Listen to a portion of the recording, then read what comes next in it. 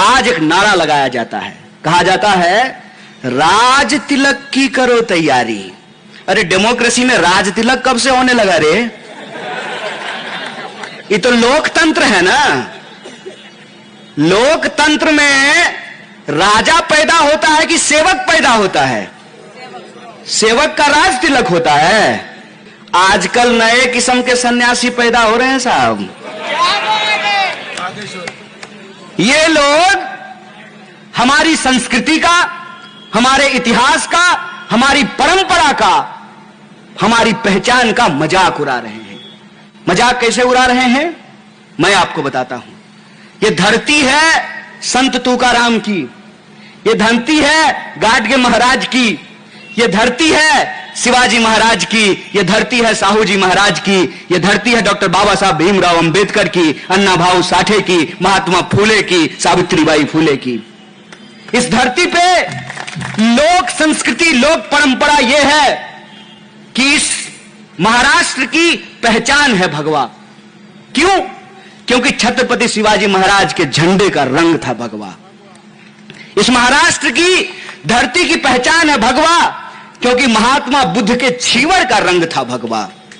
इस महाराष्ट्र की पहचान है भगवा, क्योंकि जब देश आजादी के लिए संघर्ष कर रहा था, 18 साल 20 साल का मराठी नौजवान अंग्रेजों की तोपों के सामने सीना तान कर खड़ा था, और हमारे झंडे का रंग है भगवा। आज मैं आपको याद दिलाता हूं, छत्रपति शिवाजी महाराज का भी राज तिलक करने से कुछ लोगों ने मना कर दिया था। इसीलिए उनको लोकनायक कहा जाता है, उनको क्रांतिवीर कहा जाता है। डेमोक्रेसी में, लोकतंत्र में, हमारे संविधान की व्यवस्था में डॉक्टर बाबा साहब भीमराव अंबेडकर ने यह सुनिश्चित किया है कि रोहित भाई का भी वोट एक होगा, और आप सब लोग जो नीचे बैठे हुए हैं ना, आपका भी वोट एक होगा। यह हमारे संविधान की ताकत है। यह हमारे संविधान की ताकत है कि रानी के पेट से राजा पैदा नहीं होगा, राजा का बेटा राजा नहीं बनेगा। यह इस जमहूरियत की ताकत है, और इस जमहूरियत की ताकत की भाषा बदली जा रही है, इसकी तस्वीर बदली जा रही है, इसकी तकदीर बदलने की कोशिश की जा रही है। कैसे? हमारे आपके आंख में झूठ झोंक करके। और यह झूठ झोंका कैसे जाता है? एक छोटी सी कहानी मैं आपको सुना देता हूं। मेरी दादी अक्सर कहा करती थी कि बेटा तालाब की तरफ मत जाना, उधर जो पीपल का पेड़ है उस पे भूत रहता है। मैं सुनता रहा। मैंने एक दिन दादी से पूछा, दादी भूत देखी हो? बोली नहीं। तुमको कौन बताया? तो दादी बोली कि मेरी सास ने बताया कि उस पीपल के पेड़ पे भूत रहता है। हमने कहा तुम देखी कभी नहीं? बोली नहीं, हम कभी नहीं देखे कि उस पे भूत रहता है।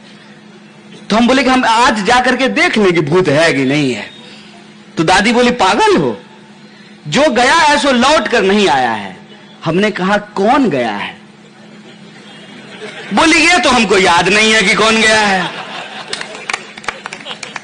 मैं सोचता रहा, बचपन बीत गया। जब जवान हुआ तो मैं गया तालाब की तरफ, उस पीपल के पेड़ को देखने के लिए। ना तालाब बचा था, ना पेड़ बचा था, बस भूत की याद बची थी। इस बात से मैं आपको यह कहना चाहता हूं कि आप देखिए कि आज दिन भर टीवी हमारे साथ साजिश क्या रचता है।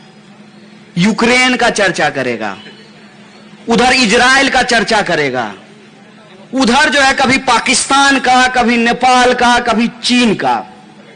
यह नहीं बताएगा कि ये बगल में जो केंद्रीय वर्धा विश्वविद्यालय है ना, हिंदी विश्वविद्यालय, उसमें टीचर कितने हैं, उसमें लाइब्रेरी है कि नहीं है, उसमें पढ़ाई होती है कि नहीं होती है।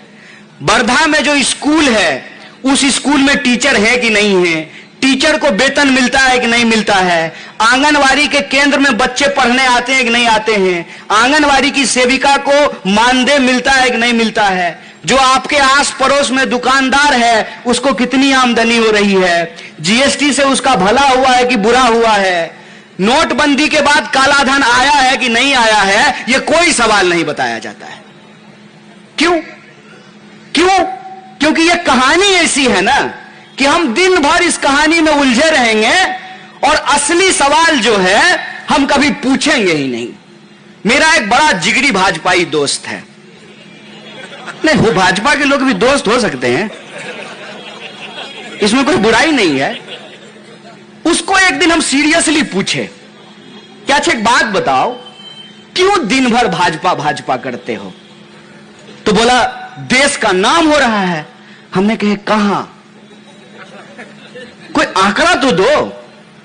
तो बोला नहीं, मोदी जी के नेतृत्व में देश तरक्की कर रहा है। हम बोले कैसे, ये बताओ तो हमको, हम भी मोदी मोदी करना शुरू कर देंगे। समझा तो दो कि हमको तरक्की हो कैसे रहा है। कहा कि हम जो है चांद पे चले गए। तो हम बोले मोदी जी चले गए। जो लोग ये कहते हैं कि बिल्ली का रास्ता काटना अशुभ होता है, उनकी सोच से थोड़ी चांद पे पहुंचे हैं, उस सोच से चांद पे नहीं पहुंचे हैं। चांद पे इस सोच से पहुंचे हैं कि हम सत्य की खोज करेंगे। और सत्य क्या है आज हमारा? सत्य यह है कि लोगों की आमदनी नहीं बढ़ रही है, लोगों को रोजगार नहीं मिल रहा है, शिक्षा दिनों दिन महंगी होती जा रही है, स्वास्थ्य की सुविधाएं महंगी होती जा रही है, किसान को उनके फसल का दाम नहीं मिलता है। कोई किसान अपने बच्चे को किसान नहीं बनाना चाहता है। पीएम अपने बेटा को पीएम बनाना चाहता है, डीएम अपने बेटा को डीएम बनाना चाहता है, डॉक्टर अपने बच्चा को डॉक्टर बनाना चाहता है, एमएलए अपने बच्चा को एमएलए बनाना चाहता है, लेकिन कोई किसान अपने बच्चे को किसान नहीं बनाना चाहता है। बोलिए सच है कि नहीं है? क्यों क्यों ऐसा होता है? ऐसा इसलिए होता है कि इस देश में आंकड़ा यह कहता है कि अगर आप किसानी करेंगे तो आपको आत्महत्या करनी पड़ेगी। अपने ही खेत में, अपनी ही पेड़ पे लटक करके आपको अपनी जान गंवानी पड़ेगी।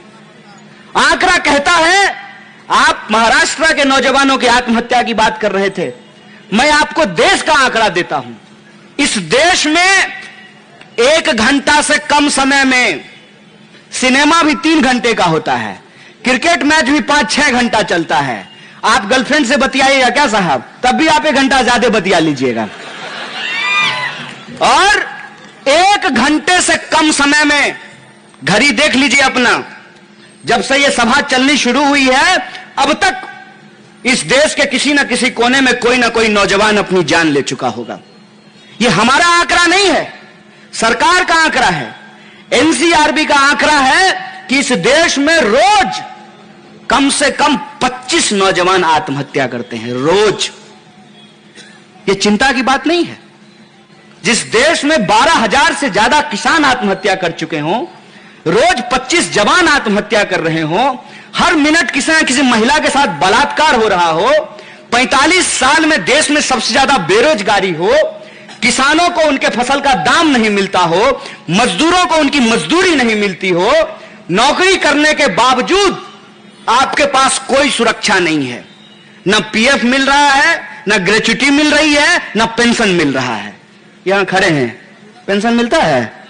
कांस्टेबल साहब मिलता है कि नहीं मिलता है? अरे बोलिए ना, डर कह रहे हैं, अमित शाह थोड़ी देख रहा है, बोलिए।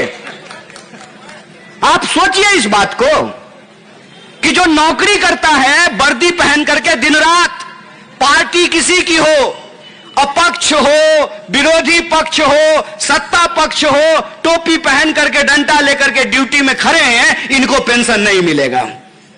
ये बेईमानी है कि नहीं है? ये बेईमानी हमारे आंख के सामने हो रही है। और जब आप टीवी खोलिएगा ना तो नाम हो रहा है। कहां?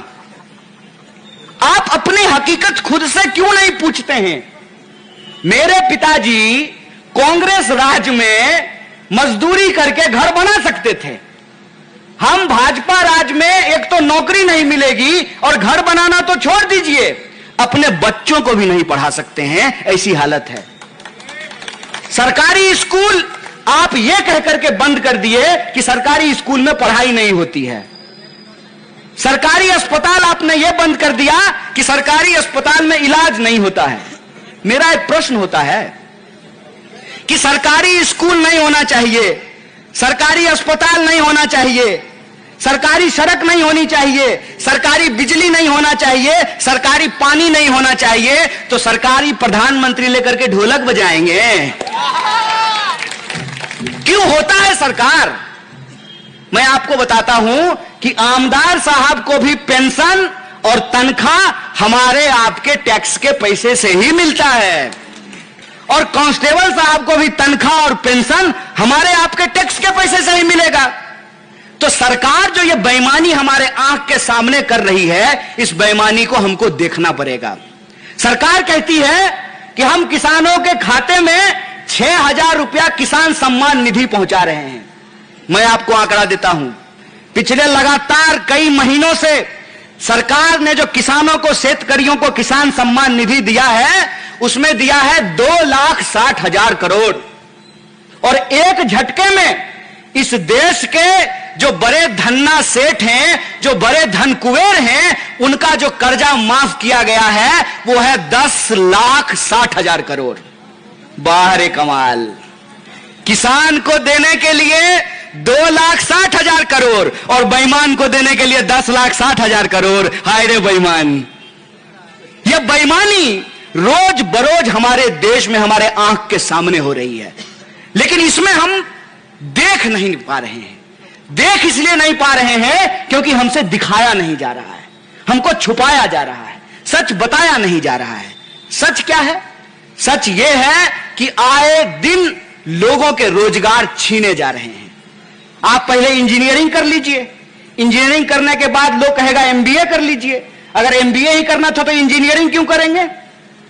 और इंजीनियरिंग करने के बाद, एमबीए करने के बाद अगर फेना सरफ ही बेचना है तो उस दुकानदार में क्या कमी हो? तो बेच ही रहा है बिना एमबीए की डिग्री का फेना सरफ। फिर एमबीए का डिग्री करने के लिए हमसे 5 लाख रुपया क्यों लिए? इंजीनियरिंग की डिग्री करने के लिए हमारे मां बाप से 10 लाख रुपया क्यों लिए? और 10 लाख रुपया लेकर के, 5 लाख रुपया लेकर के, 15 लाख रुपया देकर के वो कागज का डिग्री लेकर के क्या करेंगे? हम भी प्रधानमंत्री की तरह झूठा डिग्री बनवा लेंगे। फिर ये देखिए, आपकी मां बाप विवश हैं, मां बाप विवश हैं कि किसी भी तरह से बच्चों को पढ़ा दें। सरकारी स्कूल में नहीं पढ़ाई हो रही है तो प्राइवेट स्कूल में पढ़ा दें। प्राइवेट स्कूल की हालत यह है कि पढ़ाना बच्चे को है, इंटरव्यू मां बाप का लिया जाता है। बताइए, डॉक्टर बाबा साहब भीमराव अंबेडकर के माता पिताजी का अगर इंटरव्यू लिया गया होता तो डॉक्टर बाबा साहब भीमराव अंबेडकर देश के पहले कानून मंत्री बन पाते क्या? यह आज हो रहा है। यह आज इसलिए हो रहा है कि कोई भी परीक्षा